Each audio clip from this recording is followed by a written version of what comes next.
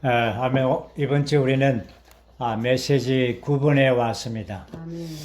메시지 9번의 이 내용은 사사기의 결정의 말씀 네 번째, 사사기의 결정에서는 마지막 항목입니다. 우리가 메시지 9번에 이러한 제목을 함께 선포하겠습니다. 이스라엘 자손에게는 왕이 없고 사람들은 저마다 자기가 보기에 옳은 대로 함. 우리가 알듯이 사사기는 이러한 마지막 1장 25절에서 이러한 이스라엘 자손에게는 왕이 없고 사람들은 저마다 자기가 보기에 옳은 대로 행하였다라고 사사기가 맞춰집니다. 오늘 우리가 아는 것처럼 하나님께서는 이스라엘을 한 백성을 이제 삼으시고 그들을 이제 이집트에서 이끌어서 나와서 광야를 통과해서 가나안 땅, 좋은 땅 안으로 들어갔습니다. 하나님께서 그 땅으로 이끌어 들으실 때 바로 그 땅이 하나님의 왕국과 하나님의 표현이 되게 하기 위해서입니다. 그들은 그 땅에서 하나님을 나타내고 하나님을 표현하고 이러한 통치와 경배와 도덕성에서 이방의 어떠한 백성들보다 전혀 다른 이러한 새로운 하나님의 백성들로서 그 땅에서 하나님을 왕으로 삼고 왕국 백성이 되어서 하나님을 나타내고 표현하기를 원했습니다. 이것이 하나님께서 가졌던 이러한 그분의 마음 안에 있는 깊은 갈망이었습니다. 그렇지만 우리가 사사기의 전체적인 내용을 보면서 그들은 하나님을 저버렸습니다. 왕이신 하나님을 버렸고 남편이신 하나님을 버렸습니다. 이러한 다른 이러한 신들에게로 이 다른 이러한 남자에게로 이렇게 떠나가 버렸습니다. 그들은 하나님께서 그 땅에서 하나님의 백성과 그 왕국의 생활을 살기를 원했던 하나님의 이러한 계획을 깨트린 것입니다. 그렇지만 하나님께서는 이러한 상황과 환경 가운데서 하나님의 지혜로 말미암아 이러한 상황을 점차적으로 이끌어 가고 있는 이러한 방면을 우리가 볼 수가 있습니다. 우리 이번 메시지에서는 5가지의 중점을 가지고 있습니다. 로마 숫자 5개이죠. 그 첫 번째 중점, 로마서 1번을 우리가 함께 선포하겠습니다. 타락한 이스라엘은 통치와 경배와 도덕성에서 혼돈스럽게 되었다. 타락한 이스라엘. 하나님의 백성은 이러한 왕이심과 남편이심을 저버릴 때 그들은 타락하게 되는 것입니다. 타락하게 되면 통치와 경배와 도덕성에서 혼돈을 가져오게 되는 것입니다. 마치 이러한 상황이 오늘날의 이러한 기독교의 상황과도 아주 비슷한 것입니다. 물론 우리 주의 회복 안에서도 이러한 상황이 되지 않도록 경고를 받을 필요가 있습니다. 온 땅의 기독교의 상황은 하나님의 이러한 다스림과 통치를 이제 거절했죠. 그들은 조직을 만들고 조직의 통치, 사람의 통치 안에 떨어지게 된 것입니다. 하나님께서는 이스라엘 자손에게 가나안 땅에 들어가서 그 유업을 얻은 다음에 그 땅에 7 족속들을 완전히 쫓아내고 완전히 진멸하라는 하나님의 그 명령에 완전히 온전하게 순종하지를 못했습니다. 그래서 어떤 방면에서는 그 땅에 있는 대적들과 이러한 휴전했는 것처럼 이렇게 느껴졌죠. 하나님은 이스라엘이 절대적이기를 원했습니다. 하나님의 관점에서는 그들과 휴전하고 협상하는 것을 원치 않았습니다. 그래서 그들은 결과적으로 이스라엘 자손들은 그 땅의 신들을 섬기게 되었죠. 그래서 하나님께 보시기에 아주 악한 짓을 하게 된 것입니다. 바로 이스라엘 자손은 거기에 많은 우상들을 숭배함으로 하나님의 진노를 사게 된 것입니다.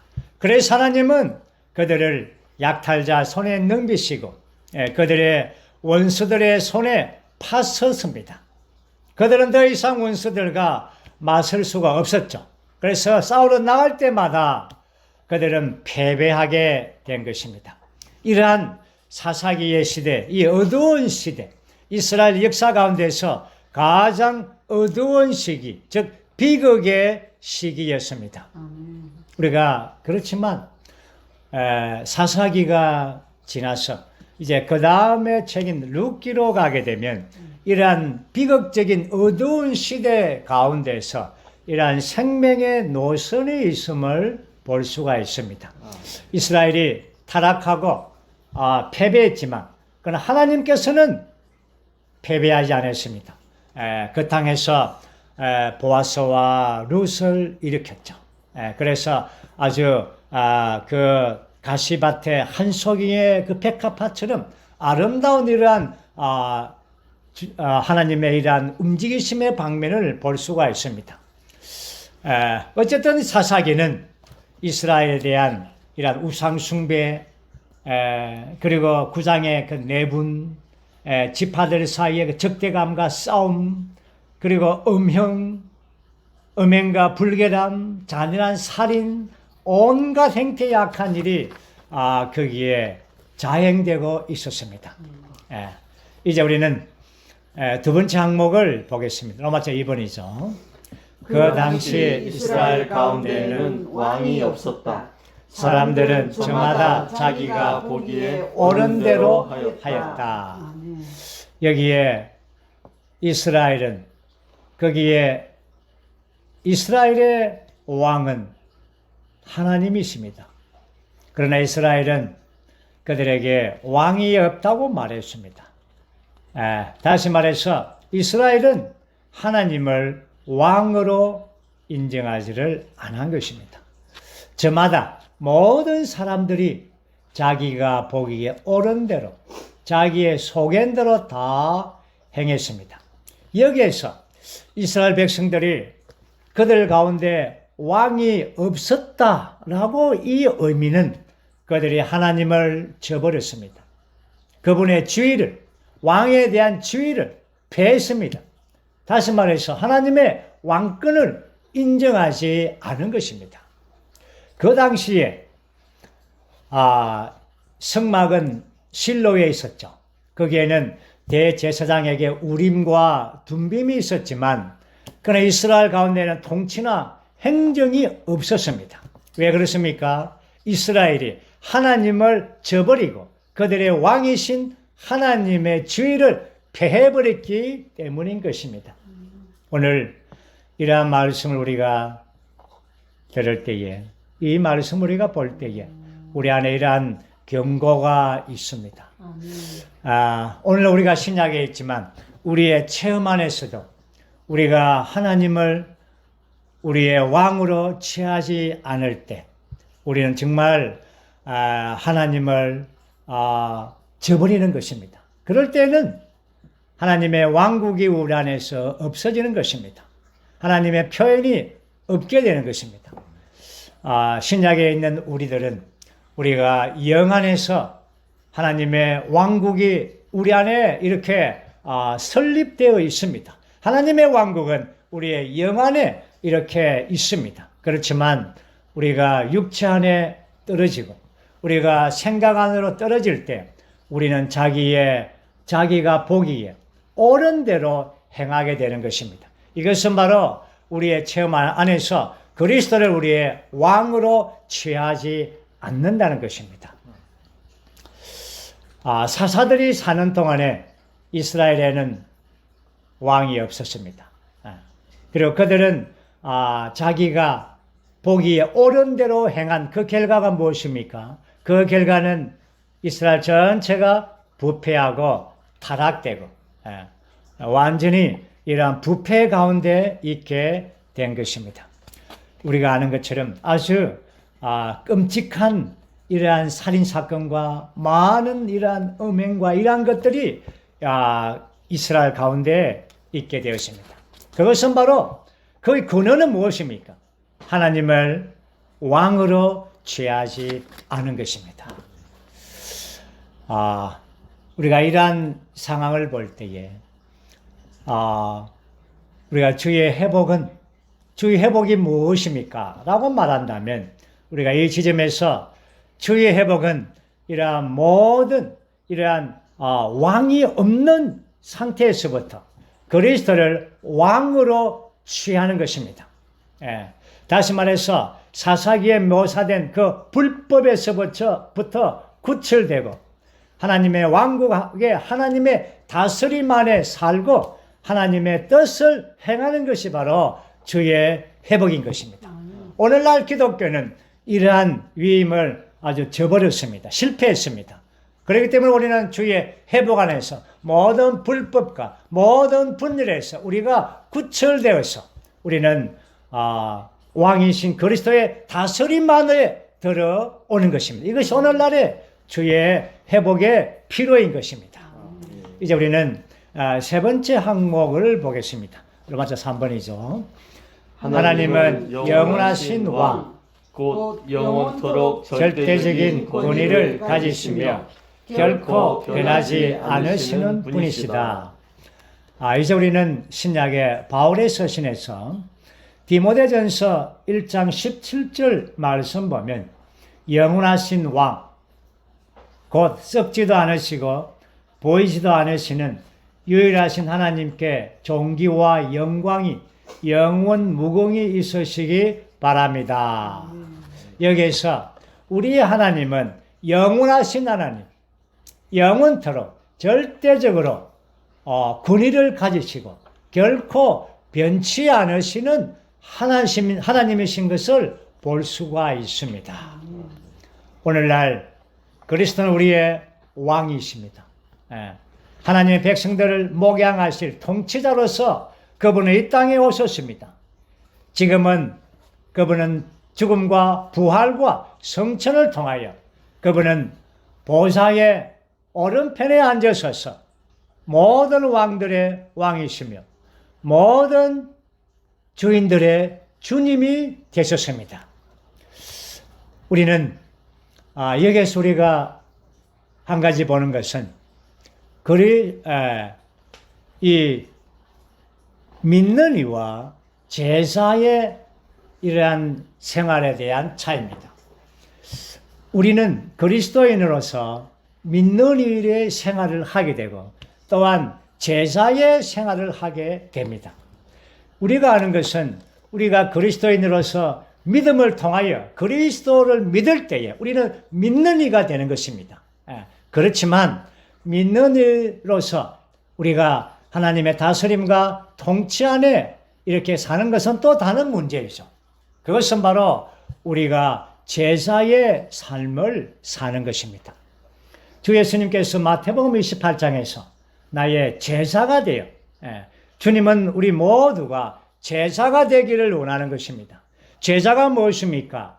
왕이신 그리스도의 통치와 권위 아래 사는 것을 체험하고 배우고 훈련받는 자가 제자인 것입니다. 다시 말해서 옳고 그르고 선한 것에 관심 두지 않는 것입니다. 우리는 믿음을 가지고 그리스도인이 생활을 하지만 그러나 여전히 옳은 것에 의로운 것에 정직한 것에 이러한 삶을 살 수가 있습니다. 아마 그렇게 대부분 살고 있죠. 그렇지만 제자의 삶을 사는 것은 이러한 선한 옳은 일에 이러한 생활을 사는 것이 아니라 그분의 다스림 안에 사느냐 아니냐, 이것이 바로 제자의 삶을 사는 것입니다. 그러므로 우리는 그리스도께서 우리의 마음속에 다스리는 우리의 왕인 것을 깨닫는 것은 매우 중요한 것입니다. 우리는 각 지방에 이러한 지방 교회들 안에 있습니다. 교회는 그리스도의 왕의 권위를 인정하죠. 그러므로 각 지방에 있는 교회들은 우리 모두는 다 그리스도의 왕의 근위 안에 살고 있습니다. 왜 그렇습니까? 각 지방에 있는 교회들이 바로 하나님의 왕국이기 때문에 그렇습니다. 하나님의 왕국은 장차 오는 수련의 왕국이 있을 뿐 아니라 지금 교회 시대가 하나님의 왕국의 실제 안에 사는 그러한 훈련받는 생활인 것입니다. 그러므로 오늘 우리는 이러한 이 시대에서 우리는 교회 생활은 하나님의 왕국 생활이라는 것을 인정하고 또한 그리스도께서 우리의 왕이시라는 것을 인정하고 그 다스림 안에 사는 것은 매우 중요한 것입니다. 우리가 알듯이 이러한 그리스도를 우리의 왕으로서 그 다스림 안에 순종하고 복종할 때라야만이 이러한 아브라함의 모든 축복이 우리에게 축복의 그 영이 우리에게 넘쳐나게 되는 것입니다. 주님은 다시 오실 것입니다. 그때는 왕국을 가지고 오실 것입니다. 그분은 천년 왕국의 왕으로서 나타나서 왕으로서 다스릴 것입니다. 오늘날 지금 교회 안에서 그분의 왕의 다스림 안에 살지 않는다면 우리는 그날 그분과 함께 공동의 왕의 지위를 가질 수가 없는 것입니다. 이제 우리는 네 번째 항목을 한번 선포하겠습니다. 로마서 4번이죠. 우리는 하나님을 섬기는 원칙에 순종함으로써 불법에서 구출되고 불법을 행하는 사람들이 되는 것에서 구출되어야 하며 하나님께서 보시기에 옳은 대로 해야 한다. 아멘. 우리는 하나님을 섬기는 원칙에 순종한다. 우리 자신이 보기에 옳은 대로 행하는 것은 이것은 사실 불법입니다. 네. 불법이 무엇입니까? 불법은 죄입니다. 요한일서 3장 4절 말씀 보면 죄 짓는 것을 일삼는 사람마다 불법을 일삼는데 죄는 불법입니다. 불법은 죄인 것입니다. 이러한 불법을 일삼는 이러한 사람들, 그들은 바로 하나님의 다스림의 원칙 안에 있지 않은 자들이죠. 우리는 하나님 보시기에 주님이 우리 안에서 그 다스림의 그 뜻대로 행동하고 순종할 때 이것이 우리는 참다운 왕국 백성이 되는 것입니다. 그렇지 않는다면 우리는 불법을 행하는 자들이 되는 것입니다. 디모데전서 2장 14절 말씀 보면 그분 우리를 위하여 자신을 내어 주셨습니다. 그것은 그분께서 우리를 모든 불법에서 구속하시고 우리를 순수하게 하시어 선한 일에 열정적인 그분의 유일한 소유인 특별한 백성으로 삼으시려는 것이었습니다. 주님께서 우리를 위하여 자신을 내어 주신 것은 바로 우리를 모든 불법에서 구속하신 것입니다. 우리를 선하게 순수하게 하기 위한 것입니다. 이것이 뭡니까? 이것이 바로 그분의 특별한 소유인 왕국 백성이 되게 하는 것입니다. 우리를 그분의 왕국 백성이 되게 하시기 위하여 그분 우리를 위하여 자신을 내어 주신 것입니다.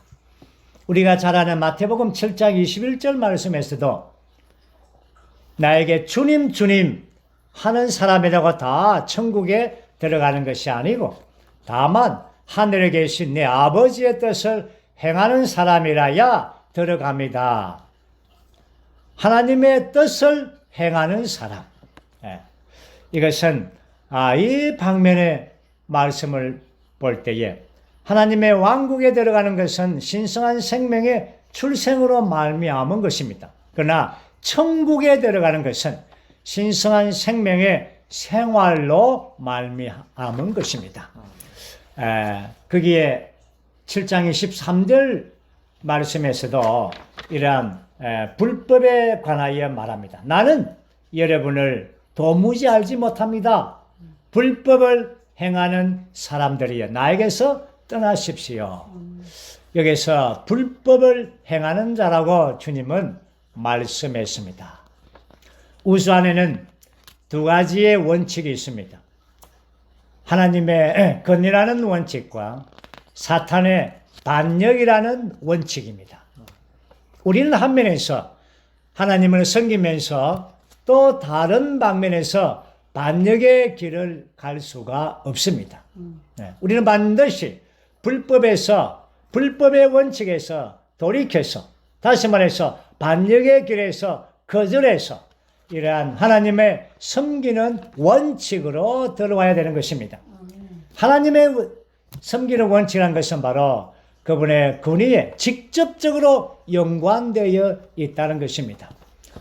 이번 우리 그 표의 말씀 보면은 표의 세 번째 그 표가 바로 이 말씀이죠.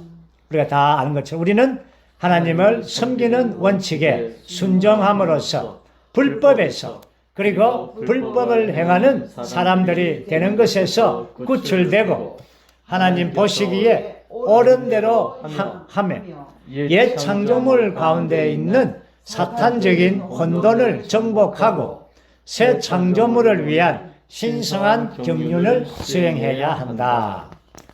이러한 불법에서 우리는 불법에서 우리가 구출되고 사탄적인 혼돈은 정복하는 것이 필요합니다. 그러기 위해서 우리는 하나님의 왕국 안에서 그분의 다스림에 순종하는 것이 필요한 것입니다. 이제 우리는 마지막 항목이죠. 로마서 5번입니다. 사사기에 기록된 통치와 경배와 도덕성에서의 혼돈은 옛 창조물 가운데 있는 사탄적인 혼돈을 묘사한다. 아멘. 사사기에 이 기록되어 있는 통치, 경배, 도덕성의 이러한 혼돈은 옛 창조물 가운데 있는 사탄적인 혼돈을 묘사하고 있습니다. 사탄은 불법을 행하는 자일 뿐 아니라 이러한 혼돈을 가지고 온 자입니다. 온 우주는 지금 이러한 혼돈의 상태 아래에 있습니다. 이러한 혼돈이 오늘날 세상에 있는 고난의 근원입니다. 이러한 이 창조물 가운데 있는 혼돈이 있는 것은 이 세상에 고난들이 있다는 것입니다. 지금 이러한 팬데믹의 상황들, 이러한 천재 지변으로 많은 자연 재해들이 곳곳에서 이렇게 들려오고 있습니다. 아니, 앞으로도 더 많이 이것이 들려올 것입니다. 이 모든 것은 다 혼돈의 상태입니다. 사탄 마귀는 혼돈의 근원입니다. 요소입니다. 그러나 하나님 자신은 그분은 신성한 경륜을 가지시고 그분은 모든 것을 질서정연하게 그분의 행정과 안배와 계획을 하시는 분이십니다. 우리의 체험에 의하면 이러한 사탄적인 이러한 혼돈은 항상 신성한 경륜과 함께 이렇게 가고 있습니다. 이러한 혼돈이 있을수록 우리는 하나님의 신성한 경륜에 대한 분명한 이상을 보아야 되는 것입니다. 혼돈과 반역과 불법의 한가운데 살고 있는 우리 사람들로서 온통 세상은 그러한 것에 이렇게 세상에 이러한 조류 가운데 혼돈 가운데 살고 있지만 그러나 교회는 하나님의 왕국으로서 하나님의 경륜에 대한 분명한 이상을 보아야 되는 것입니다. 그래서 이러한 하나님의 경륜의 분명한 이상을 본 자들은 이러한 사탄적인 불법과 사탄적인 혼돈에서 흔들리지 않고 강하게 우리는 왕국 안에서 서 있게 되는 것입니다. 이것이 오늘날의 이기는 자들입니다. 이기는 자들은 옛 창조물 가운데 있는 사탄적인 혼돈을 정복하고 새 창조물을 위한 신성한 경륜을 수행하는 자들인 것입니다. 이제 우리는 우리 교회의 마지막 항목 1번과 2번을 함께 선포하고 이 교회를 마치겠습니다. 1번, 이기는 이들은 사탄적인 혼돈에서 구출되는 것이 아니라 그보다 이기는 이들은 파괴적인 사탄적인 혼돈을 정복하고 건설적인 신성한 경륜 안에서 승리한다. 2번, 이기는 이들은 혼돈을 겪고 있는 가운데서 그리스도 예수님 안에 있는 은혜로 강해져서 신성한 경륜을 위해 서 있을 수 있고 이 신성한 경륜을 살아낼 수 있다. 오늘 우리 모두는 이기는 자들로서 이러한 혼돈 가운데 있지만 그리스도 예수님 안에 있는 은혜 안에서 강해져야 되는 것입니다. 우리는 하나님의 신성한 경륜을 알고 그 경륜을 본 자들입니다. 그 신성한 경륜을 우리가 살아내는 것이 필요한 것입니다.